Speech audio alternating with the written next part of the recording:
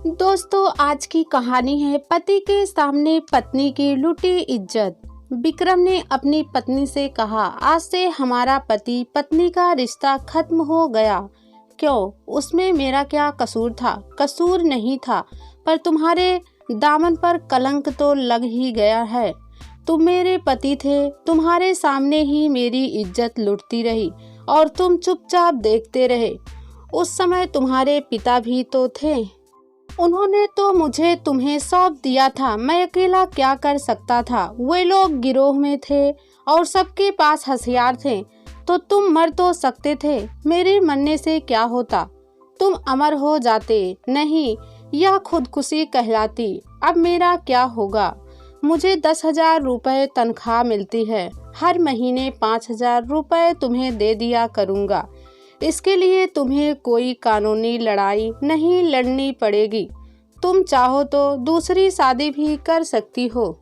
क्या तुम करोगे दूसरी शादी? नहीं, तो फिर तुम मुझे शादी करने की क्यों सलाह दे रहे हो? यह मेरा अपना विचार है। मैं जाऊंगी कहाँ? तुम अपने पिता के साथ मायके चली जाओ और मैं अकेला रह लूँगा।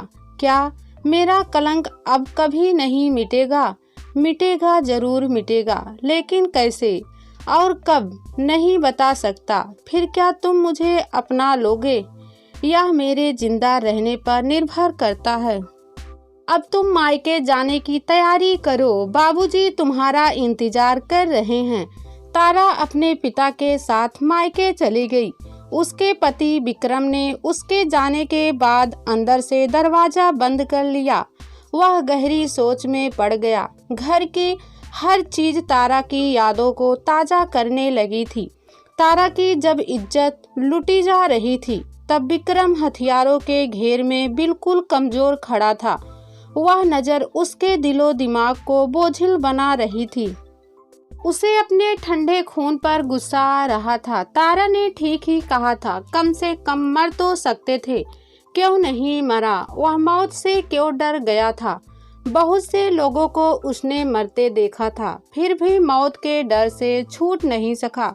बलात्कारी परशुराम का अट्टहास करता चेहरा बार बार उसकी आंखों के सामने घूम रहा था। डर की एक तेज लहर विक्रमा के भीतर से उठी। वह कांप उठा था।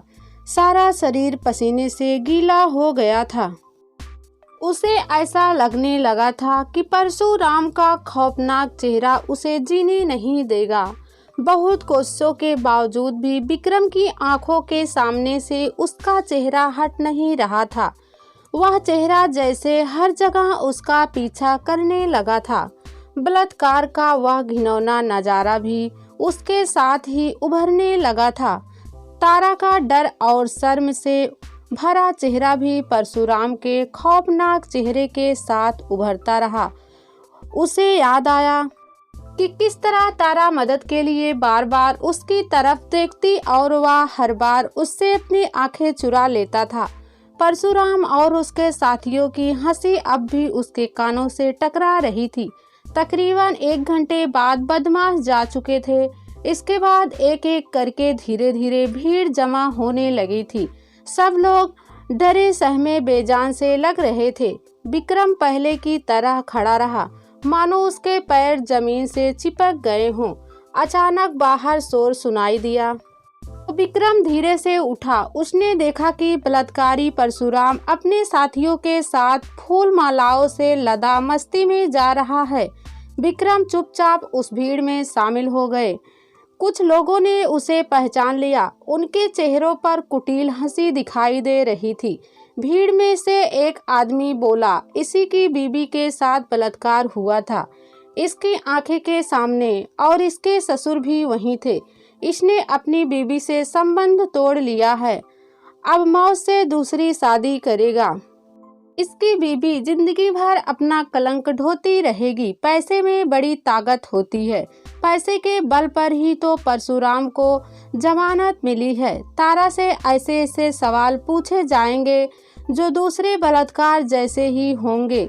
एक बार परशुराम ने तारा के पति और पिता के सामने उसके साथ बलात्कार किया। दूसरी बार बचाव पक्ष के वकील भरी अदालत में जज की मौजूदगी में तारा से उल्टे सीधे सवाल पूछेंगे, जिससे उसे दूसरी बलात्कार का एहसास होगा। गवाही देने की भी हिम्मत कौन करेगा? समाज ही तो पालता है परशुराम जैसे लोगों को। जितने मुंह उतनी बातें, सीधे सीधे भीड़ छटने लगी थी। परशुराम के घर पहुँचते पहुँचते थोड़े ही लोग रह गए थे। विक्रम अभी भी सिर झुकाए उसी भीड़ में चल रहा था। परशुराम को उसके घर पहुंचकर भीड़ वापस चली गई थी। विक्रम वहीं डरा सहमा खड़ा रहा। परशुराम जैसे ही अंदर जाने लगा, विक्रम ने धीरे से कहा, मेरी भी सुन लो परशुराम दादा। आवाज सुनकर परशुराम पीछे मुड़ा। क्या कहना चाहते हो? यहाँ नहीं दादा, उस बाग में चलो, विक्रम बोला। परशुराम ने उसे घूरते हुए कहा, वहाँ क्यों दादा? बात ही कुछ ऐसी है। अच्छा चलो। घमंड से भरा परशुराम विक्रम के साथ बाग तक गया। उसने सोचा कि यह डरा सहमा आदमी उसका क्या कर लेगा। उसने अंदर की जेब में रखे अपने कट्टे को टटोला। वहां पहुंचकर उसने पूछा, हाँ अब बताओ दादा, मैंने अपनी बीबी को छोड़ दिया है। क्यों, वह दागी हो गई थी? ना दादा। परशुराम के होठों पर मुस्कान उभर आई। वह बोला, मुझे तुमसे हमदर्दी है विक्रम, पर क्या करता, तुम्हारी बीबी चीज ही ऐसी थी। उसका इतना ही कहना था कि विक्रम गुस्से से तमतमा गया, मानो उसके जिस्म में कई हाथियों की ताकत आ गई हो।